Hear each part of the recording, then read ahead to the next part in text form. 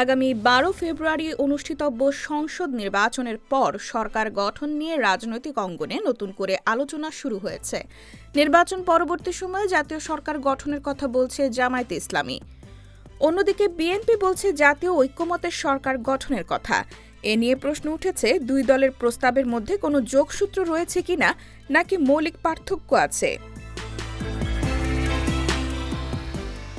সম্প্রতি বিএনপির ভারপ্রাপ্ত চেয়ারম্যান তারেক রহমানের সঙ্গে জামায়াতের আমির শফিকুর রহমানের এক বৈঠকের পর বিষয়টি আলোচনায় আসে। বৈঠক শেষে শফিকুর রহমান বলেন, নির্বাচনের পর সরকার গঠনের আগে তারা বসে খোলা মনে কথা বলতে চান এবং জাতির স্বার্থে সিদ্ধান্ত নিতে আগ্রহী। যদিও তিনি কোনো নির্দিষ্ট সরকার কাঠামো নিয়ে কথা বলেননি, রাজনৈতিক বিশ্লেষকরা বক্তব্যটিকে ইঙ্গিতপূর্ণ হিসেবে দেখছেন। জামায়াতের মতে দীর্ঘ রাজনৈতিক অস্থিরতার পর দেশের অর্থনীতি ও আইনশৃঙ্খলা পরিস্থিতি সামাল দিতে এককভাবে কোনো দলের পক্ষে রাষ্ট্র পরিচালনা কঠিন, তাই সব দলের সহযোগিতা ও ঐক্যমত প্রয়োজন। তবে বর্তমানে বিএনপি ও জামায়াতের সম্পর্ক প্রকাশ্যভাবেই টানাপোড়েনে পূর্ণ। আওয়ামী লীগের পতনের পর দুই দল আলাদা শিবিরের নেতৃত্ব দিচ্ছে এবং নির্বাচনে প্রতিদ্বন্দ্বী অবস্থানে রয়েছে।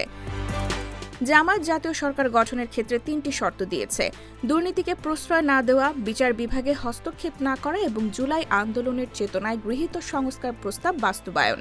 জামায়াত জানিয়েছে, এই শর্তে একমত দলগুলোকে নিয়েই সরকার গঠন করা হবে। অন্যদিকে বিএনপি স্পষ্ট করেছে, তারা জামায়াতকে বাদ রেখেই জাতীয় ঐক্যমতের সরকার গঠনের পক্ষে। বিএনপির নেতাদের মতে সব দল মিলে সরকার গঠন করলে সংসদে কার্যকর বিরোধী দল থাকবে না। রাজনৈতিক বিশ্লেষকদের মতে বর্তমান প্রকাশ্য অবস্থান বিবেচনায় বিএনপি ও জামায়াতের মধ্যে একসঙ্গে সরকার গঠনের সম্ভাবনা কম।